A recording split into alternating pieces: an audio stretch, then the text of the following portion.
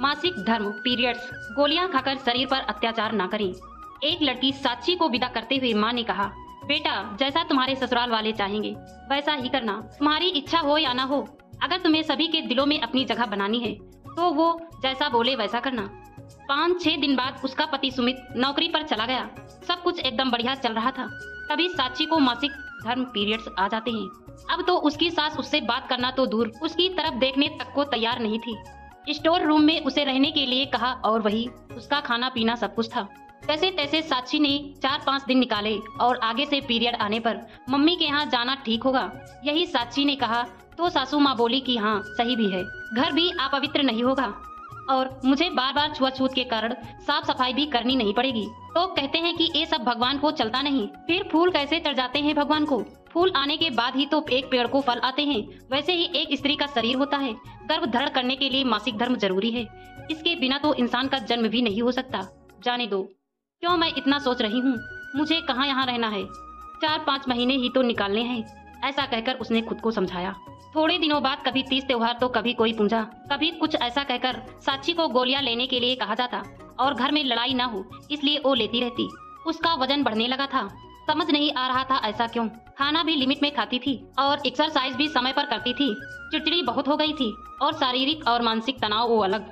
पर सुमित के पास जाकर सब ठीक हो जाएगा ऐसा सोचकर खुश हो जाती थी। कहते कहते साल भर निकल गया। अब कहीं जाकर वो सुमित के साथ रहने लगी अपने फ्लैट में। सब कुछ बढ़िया चल रहा था, एकदम मंद सा।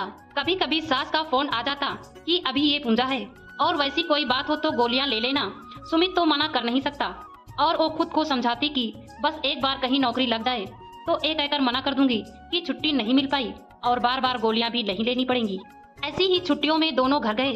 सभी नाते रिश्तेदार भी आए हुए थे। तभी सुमित की बुआ जी बोली, बहू हमें पता है तुम दोनों नए ख्यालात के हो, पर शादी के 3 साल हो गए हैं, कुछ सोचा है बच्चों के बारे में या अभी और समय चाहिए। भाभी तो भगवान के हाथ धोकर पीछे पड़ी रहती हैं, पर कोई खुशखबरी मिलेगी ऐसा लग तो नहीं रहा। और सभी उनकी तरफ देखकर हंसने लगे। पर साक्षी को ये बात तीर की तरह चुभी।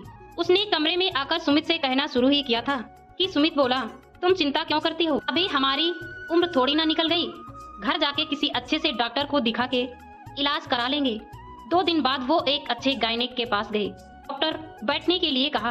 उन्होंने डॉक्टर को सारी बातें विस्तार से बताई। इतने में डॉक्टर ने कहा कि पहले मुझे साक्षी तुम ये बताओ कि क्या तुम्हें हर महीने पीरियड आने में कोई प्रॉब्लम तो नहीं होती। साक्षी ने बताया कि उसे जरूरत पड़ने पर पीरियड आगे होने के लिए गोलियां लेनी पड़ती हैं।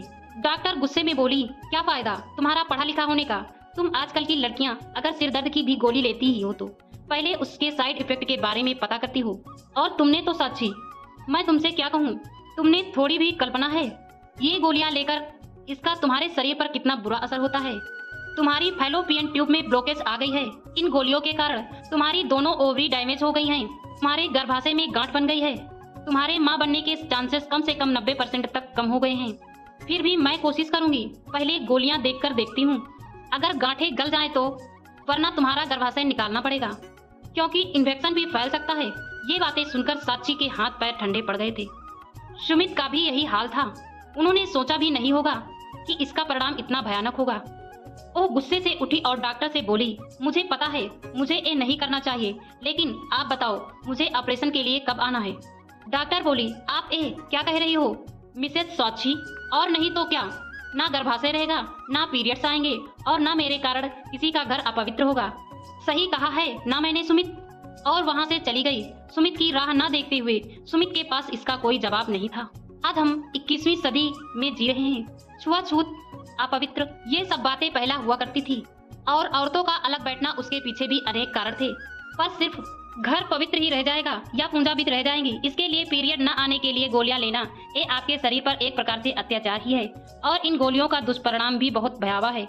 जो गलती साक्षी ने की वो आप ना करें, बस यही गुजारिश है और यही कहानी के माध्यम से आप तक पहुंचाना था।